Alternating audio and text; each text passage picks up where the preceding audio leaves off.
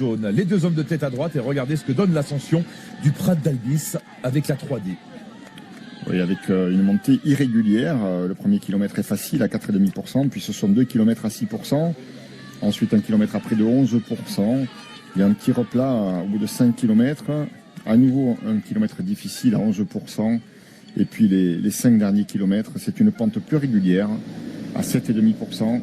On voit ici en rouge pour arriver sur un dernier kilomètre qui va être à plat.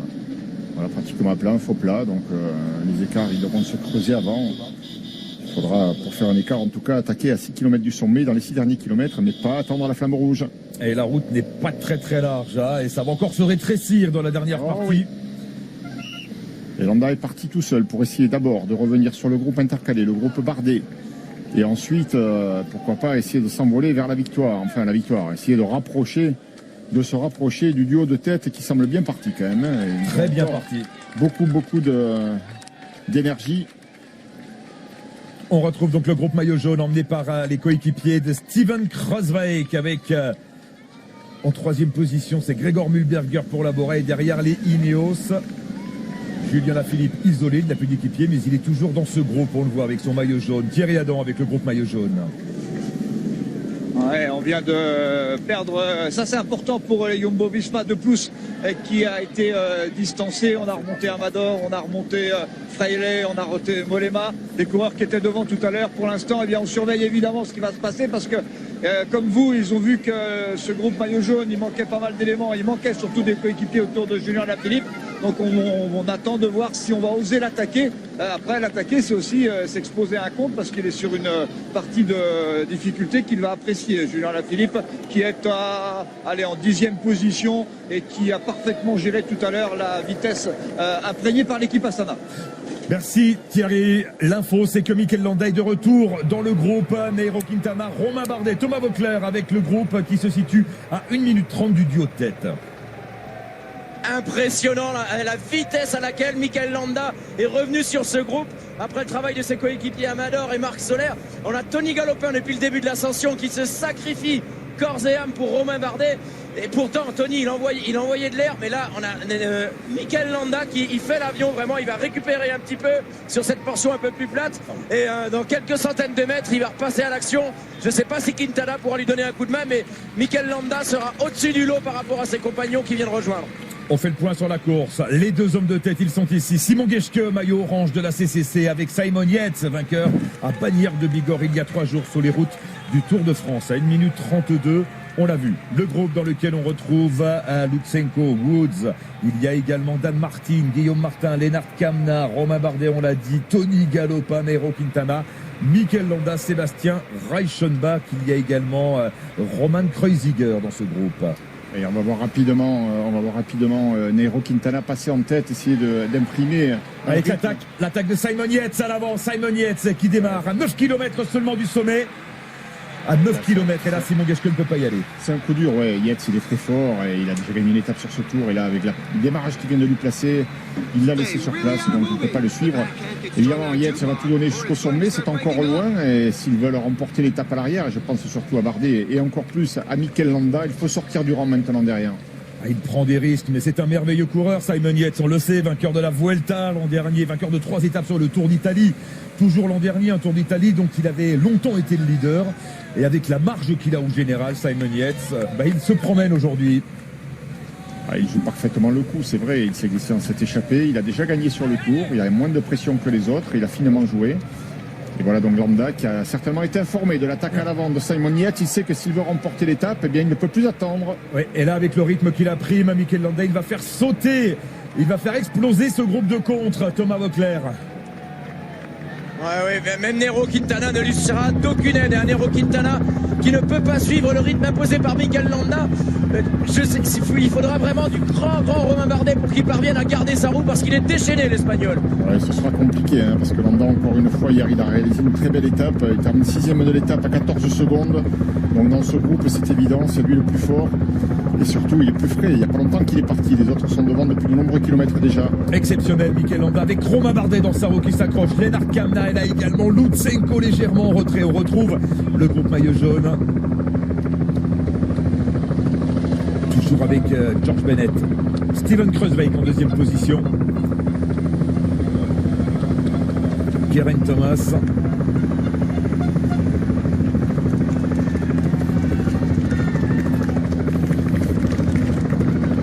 La présence de Fabio Aru également, dont la condition s'améliore de jour en jour, enfin, même si là il est plutôt dans les dernières places. C'est l'élastique, ouais. Il est là, il est plus là, il revient, il s'en va. Pour l'instant, il est là. Un qui n'est plus là, qui va disparaître, c'est Pello Bilbao ici.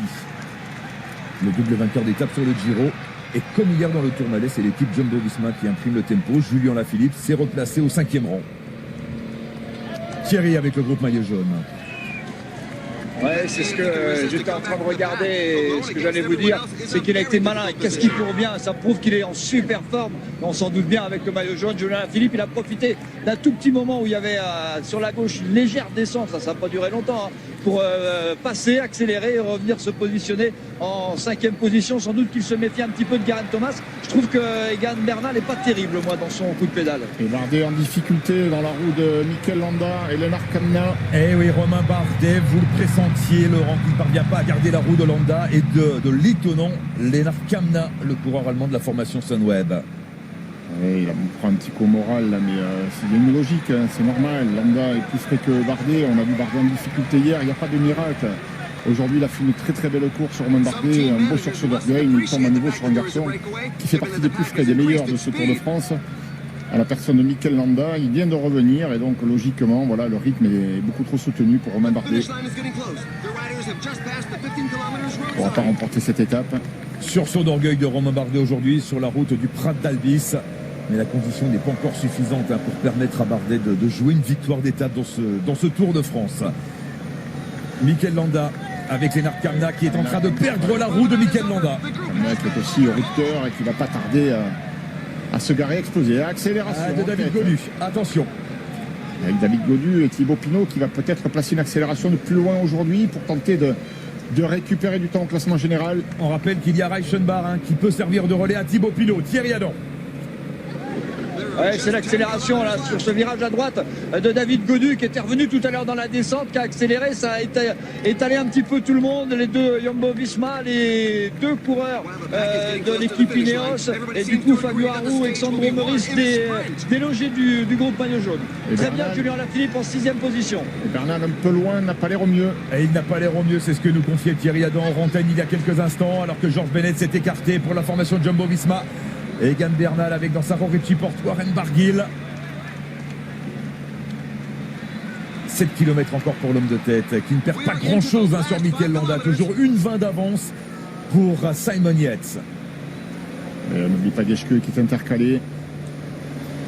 Et Lennart Kamna qui s'accroche, qui va tenter de revenir dans la roue de Mikel Landa. Simon Yates peut-être en passe de signer une 2e victoire d'étape sur ce Tour de France. Ouais, il a fait l'essentiel en maintenant une avance quand même confortable. C'est sûr, c'est Landa qui est derrière, donc ça c'est un gros problème. Mais il a l'air d'avoir encore les moyens de maintenir ce tempo jusqu'au sommet. Simon Yates, c'est pas un débutant, c'est un coureur de grande classe. Et on se croirait revenu 24 heures en arrière dans le final de l'ascension du Tourmalet hier avec David Gaudu devant Thibaut Pinot, Steven Kreuzweig, Geraint Thomas. Et Wout Poels c'est toujours là. David Gaudu qui a été distancé tout à l'heure dans le mur de Péguerre et qui est en train de donner tout ce qui lui reste pour essayer de préparer une offensive de Thibaut Pinot. Lutsenko repris par le groupe maillot jaune. Egan Bernal pas très bien placé. Thierry, est-ce qu'il vous fait du souci? Est-ce qu'il vous inquiète? Egan Bernal, on rappelle qu'il est 4e du général. Il est 3 places devant Warren Barguil qui est un petit peu juste, qui s'accroche. Warren Barguil avec son maillot bleu, blanc, rouge de champion de France grand ouvert. Je trouve qu'il n'a pas un bon coup de pédale, Egan Bernal. En revanche, David Gaudu, ça tourne. Thibaut Pinot dans sa roue. Kreuzweig qui n'a plus de coéquipier.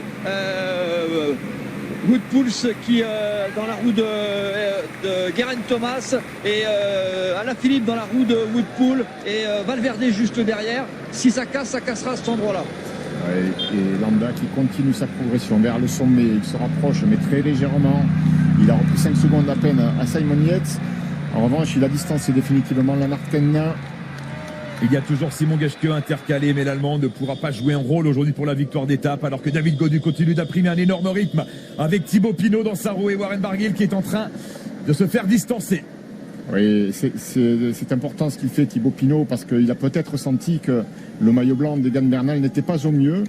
Il a les moyens peut-être aujourd'hui de passer devant.